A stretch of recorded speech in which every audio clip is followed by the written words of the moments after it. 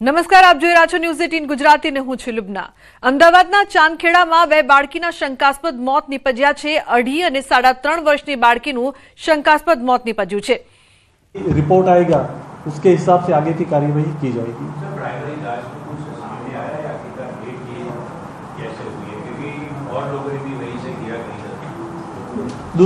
दूसरे कोई ऐसे इंसिडेंट अभी तक सामने आए नहीं है कि किसी और ने खीरा खाया हो और उसके साथ ऐसे कोई इंसिडेंट हुआ हो।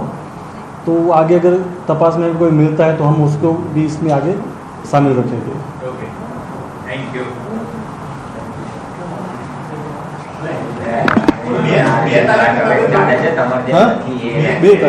पहली तारीख आ लोग पहली तारीखे खाधु, पहली तारीखे मदरे खाधु, बीजी तारीखे मदरे। તો ઢોસા ખાધા બાદ બાળકીઓની તબિયત બગડી હતી। મૃતદેહનું પેનલ પીએમ કરવામાં આવી રહ્યું છે। પોલીસે એફએસએલની પણ મદદ લીધી છે।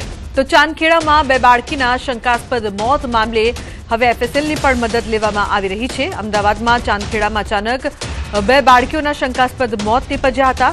ઉલ્લેખનીય છે કે ઢોસા ખાધા બાદ બંનેની તબિયત છે તે લથડી હતી। મૃતદેહનું હાલ પેનલ પીએમ કરાવવામાં આવી રહ્યું છે। તો ચાંદખેડાની ઘનશ્યામ ડેરીમાંથી ખીરું ખરીદ્યું હતું। બાળકીના મૃતદેહનું પેનલ પીએમ કરાવવામાં આવ્યું છે। આ સમગ્ર મામલે પોલીસે એફએસએલની પણ મદદ લીધી છે। એફએસએલની ટીમે ડેરી પર તપાસ હાથ ધરી છે। ઉલ્લેખનીય છે કે પરિવારમાં શોકનો માહોલ છે। આ સમગ્ર ઘટના અંગે હવે તપાસ છે તે કરવામાં આવી રહી છે। માતા પિતાની પણ તબિયત બગડતા તેઓ સારવાર હેઠળ છે। તો ચાંદખેડામાં બે બાળકીના શંકાસ્પદ મોત નિપજ્યા હતા।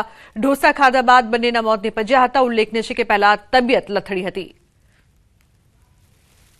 વાઈફે નાની છોકરી હતી એને બી એક ઢોસો ખવડાવી દીધો, એને બી ખાધું, એટલે એ બી બીજા દિવસથી ઉલટીઓ ચાલુ થઈ ગઈ।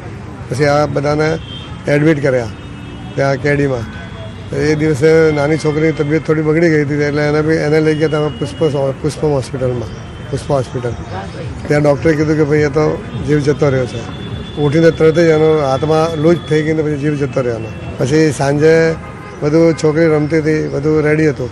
સવારે જ્યારે ઉઠીને બધા ઉઠ્યા અને એ બી ઉઠી તો એ લૂજ થઈ ગઈ પેલી નાની છોકરીની જેમ।